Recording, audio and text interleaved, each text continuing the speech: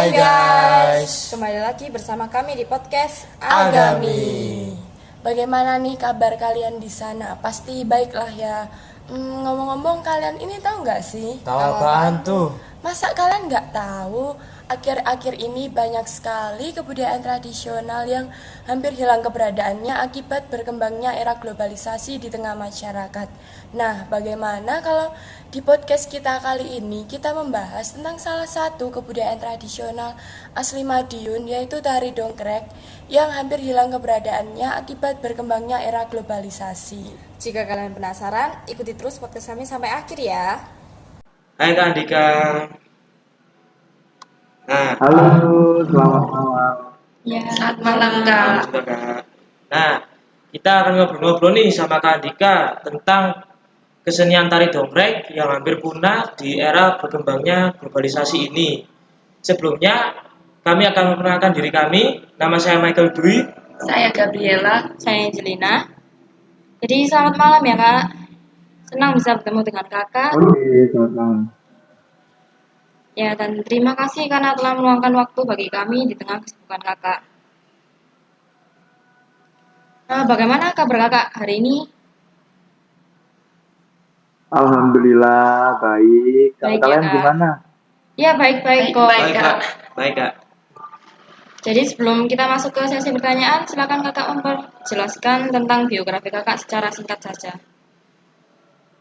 Oke, terima kasih. Sebelumnya perkenalkan, nama saya Andika. Saya lahir di Madiun. Saya pelatih juga salah satu sutradara di Kabupaten Madiun mengenai dongkrek, dan tahun kemarin kebetulan karya saya tampil di Provinsi Jawa Timur, HUT Provinsi Jawa Timur, juga beberapa karya saya yang ada di Kabupaten Madiun. Seperti itu. Gitu ya kak. Jadi kakak ini pelatih dari Sanggar Karya ya? Ya, betul. Kalau boleh tahu berapa lama kakak melatih di Sanggar Karya ini? Kalau melatihnya itu mulai tahun 2017. Cuman sebelumnya kan saya juga sudah sering ikut event-event, cuman hitungannya kan masih tahap belajar ya, belum menekuni secara dalam.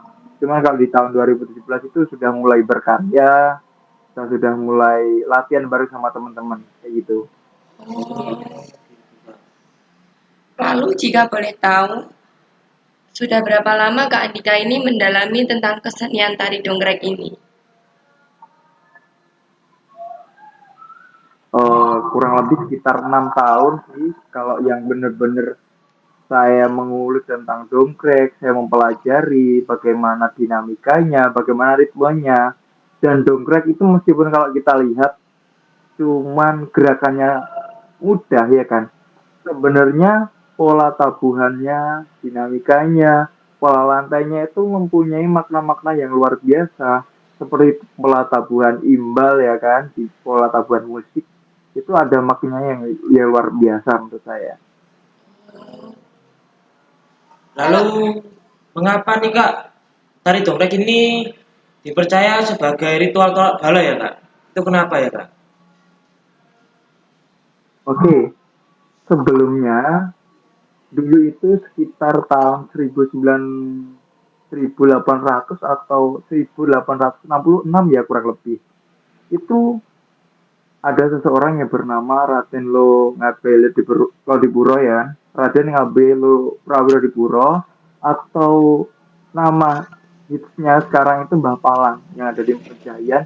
Itu sesepuh yang dulunya dipercayai oleh Bupati Madiun tahun 1879 untuk membantu masyarakat yang terkena pagebluk untuk mengusirnya agar Madiun ini atau Mejayan itu terbebas dari pagebluk. Jadi dulunya itu dongkrek itu kesenian yang muncul karena adanya pagebluk. Jadi waktu dulu itu ada salah satu bencana ya di Madiun, bencana yang luar biasa, lalu diserang kekeringan. Nah, setelah kekeringan itu muncul wabah penyakit yang di mana ketika siang itu mereka sakit, malam meninggal. Begitu sebaliknya, malam itu sakit, pagi bisa meninggal. Nah, Bapalang atau Palang Berjaya ini waktu itu mendapatkan kayak wangsit atau wahyu lah dari Tuhan bahwasannya ada sesuatu yang perlu diusir, ada sesuatu yang perlu kita kita berikan salah satu ritual untuk mengusir pagebluk itu. Nah, setelah munculnya donggrek itu awalnya bukan dari seni pertunjukan. Jadi awalnya untuk mengusir pagebluk dengan ritual-ritualnya bahwasannya agar genderuwo atau salah satu sosok yang mengganggu warga Majayan atau Madiun ini bisa pergi dengan cara kita menggunakan donggrek itu. Seperti itu dulunya. Lalu pakaian yang seperti apa yang akan digunakan para penari tari dongkrek ini agar terlihat lebih menyeramkan? Sebelumnya itu tidak menyeramkan ya, karena donggrek kan untuk mengusir pagebluk kan, mengusir negatif yang ada di Mejayan. Sebenarnya dulu itu tidak menyeramkan atau tidak pakainya tidak menyeramkan. Cuman ketika donggrek itu sudah jadi pertunjukan, kenapa kok menjadi menyeramkan? Kenapa kok diadakan buto? Kenapa kok ada Mbah Palang? Itu buto, itu perumpamaan atau diumpamakan pagebluk yang menyerang desa Mejayan ini. Jadi diolahlah mereka menjadi topeng yang menyeramkan. Ada gigi taringnya, sosoknya itu yang besar, yang seperti wajahnya itu merah atau beberapa warna itu yang mencolok. Itu menandakan bahwasannya ada buto atau ada makhluk halus yang sedang mengganggu warga masyarakat. Nah, itu perumpamaan kenapa kok donggrek itu menyeramkan ya, ada butonya, ada simbol buto itu sebenarnya simbol yang akan kita usir, akan kita usir wabahnya, penyakitnya itu perumpamaan seperti buto itulah. Sedangkan Malang dan dua domas penari putri itu sebagai perumpamaan masyarakat Mejayan yang bagaimana mereka tirakat. Kalau di Surabaya ada tirakatnya ya, tirakat itu semacam memohon gitu ya, memohon kepada Sang Pencipta bagaimana agar pagebluk ini pergi. Nah, setelah berubah menjadi seni pertunjukan, itu diumpamakan jadi topeng. Buto ini yang menyeramkan. Terus ada topeng palang. Terus ada lagi topeng perempuan dua putri. Kayak gitu. Jadi pakaian yang dikenakan menari ini nggak seseram yang orang-orang katakan ya Kak? Kalau seram itu ada yang seram, ada yang tidak. Yang seram itu untuk buto ya kan, karena pakaiannya mungkin ada bulu-bulunya, terus rambutnya panjang, giginya bertaring, itu mungkin menyeramkan ya kan. Terus untuk Mbah Palangnya sendiri, ini kan sebagai tokoh masyarakat yang mengayomi, itu seperti sosok sesepuh atau orang tua, ya tidak menakutkan menurut saya, tapi itu sebagai penengahnya. Dan ada sosok cantik topeng cantik ini yang sebagai warganya masyarakat. Jadi ada ketiga karakter buto, warga masyarakat, topeng putri ini, dan juga ada palang atau Mbah Palangnya itu sendiri. Seperti itu. Oh, jadi gitu ya Kak penjelasannya. Oke. Lalu biasanya tari dongkrek itu ditarikan pada situasi seperti apa, Kak? Oke, kalau dulu situasi yang seperti saya ceritakan tadi, bahwasannya dulu untuk mengusir pagebluk memang digunakan khusus ya, dimunculkan khusus untuk mengusir penyakit yang ada di Mejayan. Cuman seiring berkembangnya zaman ya, pada saat ini kan alhamdulillah tidak ada penyakit yang seperti itu ataupun wabah-wabah yang seperti itu.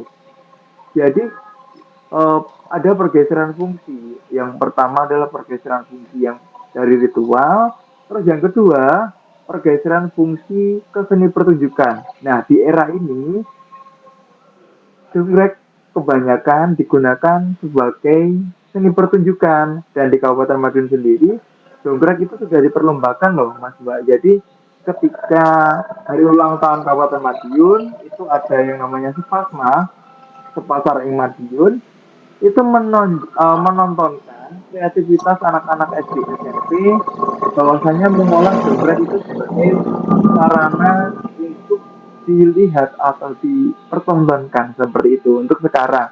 Jadi sudah berbeda fungsi. Ketika sekarang itu dulu itu dongret untuk mengusir Pak Geblok, sekarang itu dongret bisa dipentaskan di tempat nikah atau hajatan ya kan. Terus juga sebagai pertunjukan tari selamat datang. Terus hari ulang tahun contohnya kemarin di HOT Provinsi Jawa Timur di Surabaya di Gedung Gerahadi.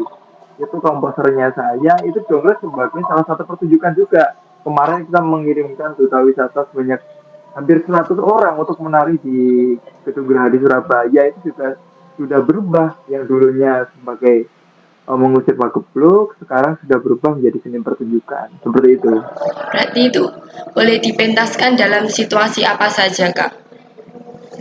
Oke, sekarang sudah fleksibel sih. Peresmian gedung juga bisa, hajatan juga bisa, acara-acara seremonial di tingkat kabupaten, provinsi, itu juga sudah bisa sekarang. Oh gitu, Kak.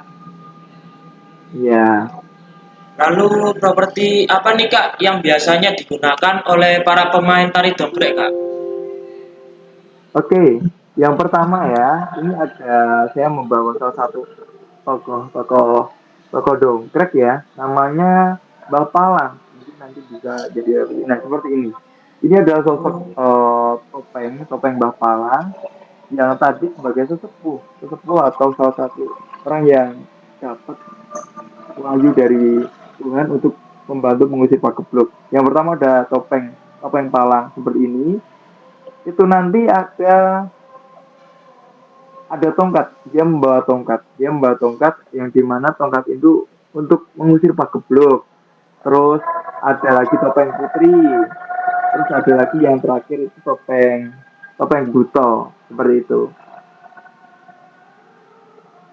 Untuk alat musik yang akan dimainkan saat pementasan tari dongkrek itu kayak gimana ya, Kak?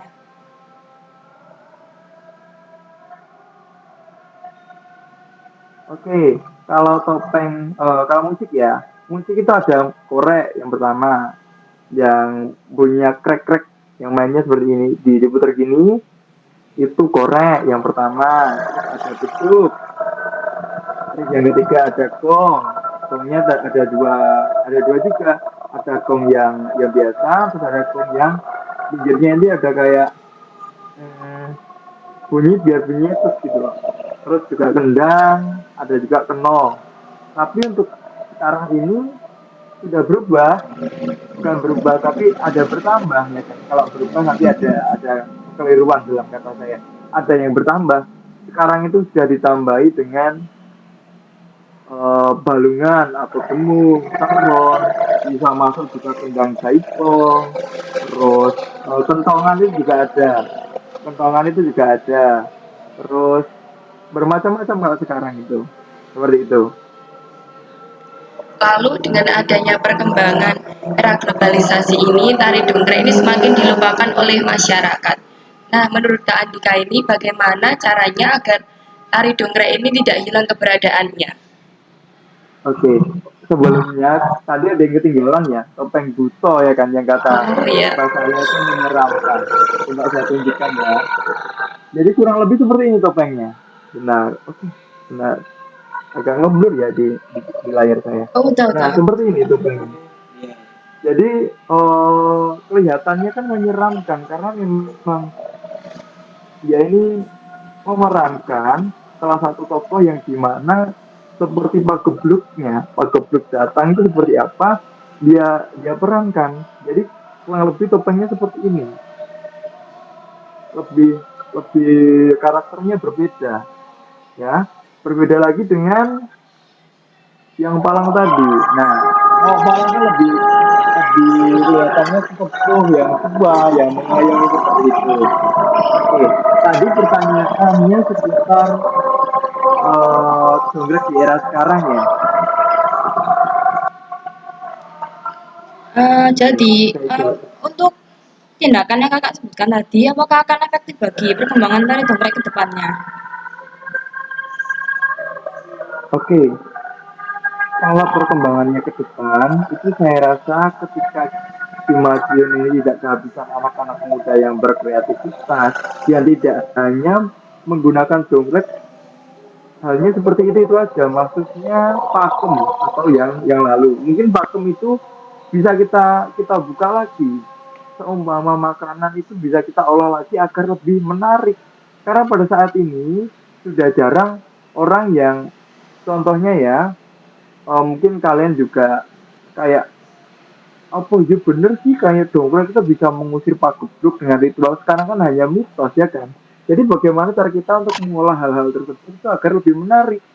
Nah sepertinya hal tadi yang saya buat di Gedung Gerahadi itu sudah dongkrak kontemporer, itu sudah dongkrak masa kini, tapi tidak meninggalkan unsur-unsur dongkrak yang masa lalu atau pakemnya. Nah kalau kita lebih berkreasinya lebih baik lagi, komposer-komposer, seniman, seniwati, juga koreografer Kabupaten Madiun ini tidak kehabisan akal, insya Allah dongkrek ini akan lebih baik lagi dan akan lebih maju lagi seperti itu. Lalu ketika kita mencari literasi itu katanya tari dongkrek cuma ditarikan oleh para lelaki. Apakah para perempuan itu juga bisa menarikan tari dongkrek ini, Kak? Oke, kalau di Madiun itu cowok cewek ya, itu mungkin sebatas mitos ya, saya anggap sebatas mitos. Karena kan ada 3 tokoh yang diperankan. Pertama Mbah Palang, itu cowok, Buto, itu bisa cowok, bisa cewek. Tapi kalau kita melihat power atau tenaganya itu lebih baik cowok ya. Terus ada lagi karakter yang putri sebagai masyarakatnya. Itu jadi memang kalau yang putri menurut saya lebih baiknya itu diperankan untuk putri saja. Meskipun mungkin pada dulunya itu hal yang tabu ya. Untuk perempuan itu bisa tampil sebagai pertunjukan.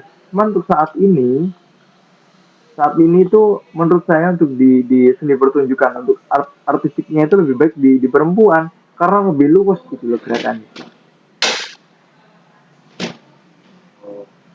Nah, bagaimana pendapat kalian tentang tari dongkrek ini? Nah, rasa penasaran kalian terbayar kan di podcast kali ini? Kan jadi tahu apa saja yang ada di kesenian tari dongkrek ini. Sekian dari podcast kami dan terima kasih kepada Kak Andika yang telah bersedia menjadi narasumber di podcast kami, Kak. Nah, dari yang tadi kita obrolin sama Kak Andika, kita dapat kesimpulan nih bahwa masyarakat dan generasi muda harus bisa melestarikan budaya yang menjadi identitas kita di tengah berkembangnya era globalisasi ini. Demikian podcast dari kami, nantikan podcast selanjutnya ya. Dan jangan lupa untuk like, komen, Share dan subscribe. Salam dari kami, Agami, Angelina, Gabriela, Michael. Michael. Bye-bye guys.